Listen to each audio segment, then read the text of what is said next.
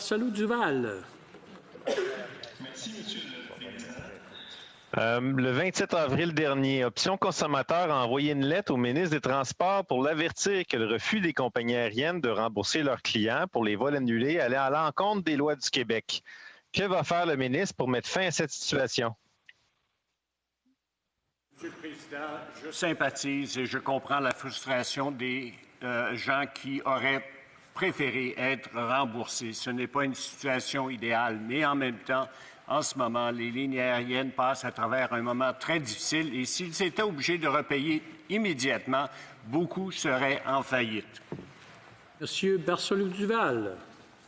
Encore la petite cassette. Monsieur le Président, il y a quelques heures, la motion suivante a été adoptée unanimement, que l'Assemblée nationale demande au gouvernement canadien qu'il ordonne aux compagnies aériennes et aux autres transporteurs de juridiction fédérale de permettre aux clients dont les voyages ont été annulés en raison de la pandémie actuelle d'obtenir un remboursement.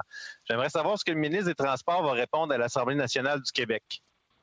Honorable ministre. Monsieur le Président, comme mon collègue le sait, l'Office des transports du Canada s'est prononcé sur cette question et a jugé qu'il était acceptable dans les circonstances présentes, de façon non contraignante, que les lignes aériennes offrent des crédits qui seraient bons pour jusqu'à 2 ans.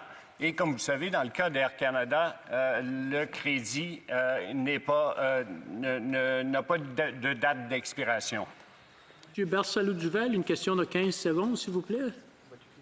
Bien, Monsieur le Président, moi, je trouve ça spécial qu'on ait un ministre et un Office des transports du Canada qui disent aux compagnies aériennes les règles du Québec et les lois du Québec, bien, sont pas importantes de passer à côté. Il me semble que c'est un drôle de fonctionnement. Puis, théoriquement, en fait, selon la fameuse Constitution canadienne qu'ils nous ont imposée, bien, c'est pas comme ça que ça devrait se passer. Donc, est-ce qu'ils peuvent respecter leur propre Constitution, Monsieur le Président?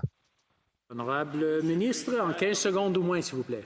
Comme mon collègue le sait probablement, l'Office des transports du Canada est un organisme quasi-judiciaire qui est indépendant de Transport Canada et du gouvernement canadien.